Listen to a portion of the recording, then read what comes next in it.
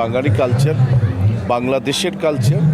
তো আমি দারুণ উপভোগ করছি। আল্লাহ আমাকে উমরা করিয়েছেন, তার মানে কোনো উগ্রবাদী মুসলিম আমি হতে চাই না। নির্দিষ্ট মানুষ থেকে দূরে থাকাটাই আমি মনে করি ভালো কাজ। আর ব্রাহ্মণবাড়িয়া তো আলাদা কোনো একটা রাষ্ট্র না, ঠিক না? ব্রাহ্মণবাড়িয়া তো বাংলাদেশের মানচিত্র থেকে বিচ্ছিন্ন একটি না। এত বড় একটা বিগেস্ট কান্ট্রি, তার সাথে আমাদের সংস্কৃতিকের একটা চর্চা হচ্ছে, দারুণ একটা বিষয়। আর আপনারা জানেন যে গোলসেন্স গ্রুপের আমি চিফ অ্যাডভাইজার, তো আমরা স্পন্সর করছি এবং সাথে সাথে আরেকটি কোম্পানি আছে যারা স্পন্সর করছে। তো হোপফুলি আমরা পর্যটন ক্ষেত্রে নাম্বার 1-এ আছি, গোলসেন্স গ্রুপ। আর এবং আজকে ওভারঅল স্টেজ মানে পারফরমেন্স যেটা আছে, স্ট্রবেরি সুপার ডটেড ও ক্লাসিক ভ্যারিয়েন্ট সেন্সেশন জাগুক শিহরণ। বাঙালি কালচার, বাংলাদেশের কালচার। তো আমি দারুণ উপভোগ করছি এবং এইভাবেই বাংলাদেশকে বাঙালি কালচার দিয়ে এগিয়ে নিয়ে যাব আমরা, এটি আমরা তো আশা করব। আর পর্যটন খাতটাকে আরও অনেক ব্রাইটলি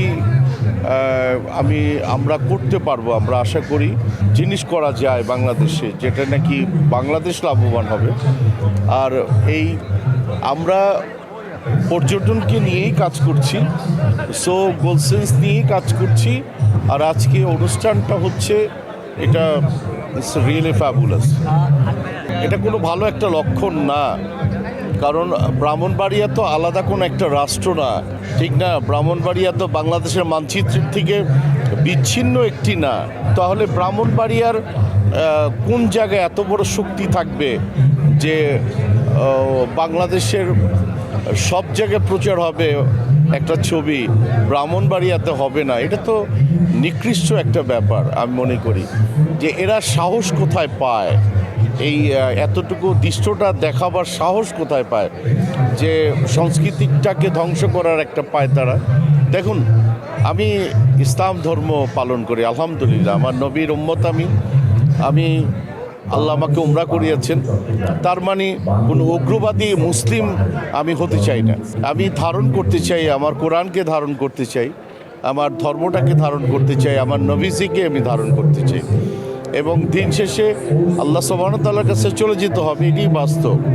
কিন্তু তার জন্য এই না যে আমরা রাতের অন্ধকারে একটা খারাপ কাজ করব, আবার দিনের বেলা দেখাবো যে খারাপ কাজ আমরা করছি না। এই ধরনের নিকৃষ্ট মানুষ থেকে দূরে থাকাটাই আমি মনে করি ভালো কাজ। আর বনলতা এক্সপ্রেস ছবিটা বাম্পারের ছবি, এটা কেন প্রচার করলো না?